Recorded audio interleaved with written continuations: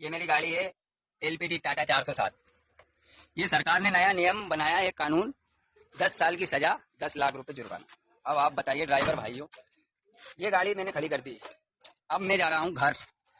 7 हजार की तनख्वाह में 10 लाख रुपए कहाँ से दे पाएंगे आप बताओ। शरीर देखो, 2 मुक्के की जान नहीं है मुझ में, मैं कहाँ से पिटूंगा पब्लिक से। इसलिए ड्राइवर भाइयों, ये वीडियो बना के ज्यादा से ज्यादा शेयर करना। इस भारत देश की जो सरकार है बिल्कुल जल्लादों जैसा बिहेव करने लग गई है।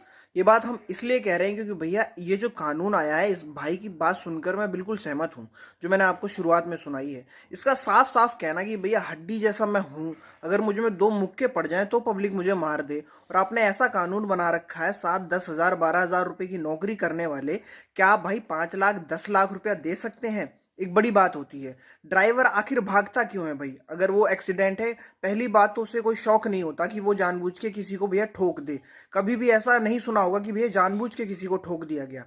सबसे बड़ी बात तो ये है, अगर गलती हो भी जाती है उसके बाद जो ड्राइवर है उसकी गलती आप मानेंगे। जरूरी नहीं कि भैया रास्ते पे खड्डा है वो गलती हो सकती है।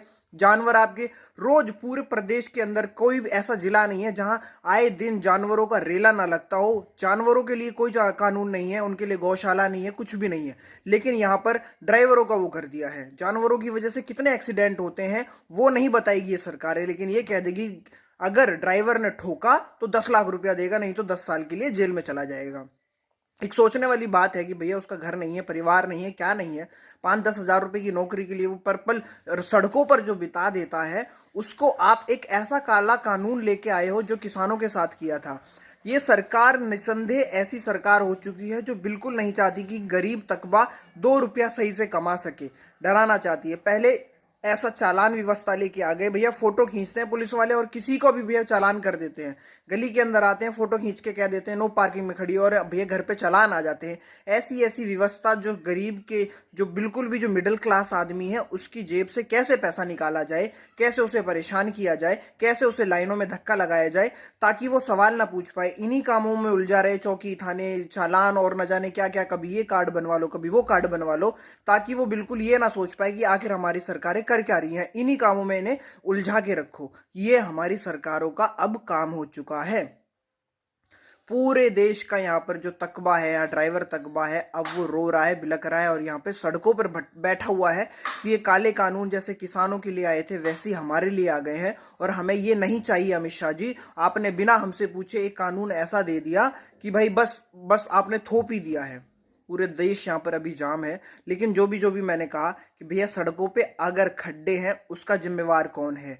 आप इतना महंगा महंगा टोल बना रहे हो, लेकिन आम जो सड़क है उन पर बिल्कुल भी खड्डों की व्यवस्था पहले जैसी नहीं है। कोई भी ऐसा प्रदेश नहीं है जो गड्ढा मुक्त हो।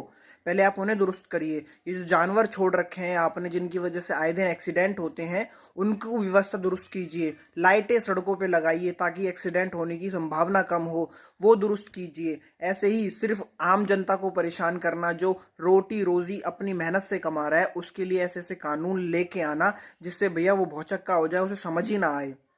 अगर एक ड्राइवर ठोक के अगर कहीं भागता है गाड़ी को तो उसे मालूम होता है कि पब्लिक हमारी जान नहीं बचे हमारी जान पर आ जाएगी, इसलिए वो भागता है। बहुत बड़ी बड़ी चीज़ें हैं। बिना सोचे समझे कोई भी कानून पास करना, मुझे तो नहीं लगता ये सही चीज़ें हैं। आप कितना सहमत हैं, कितना नहीं? पहले सड़कें सही होनी चाहिए थी या ये कानून आना चाहिए था? आप खुद से बताएं।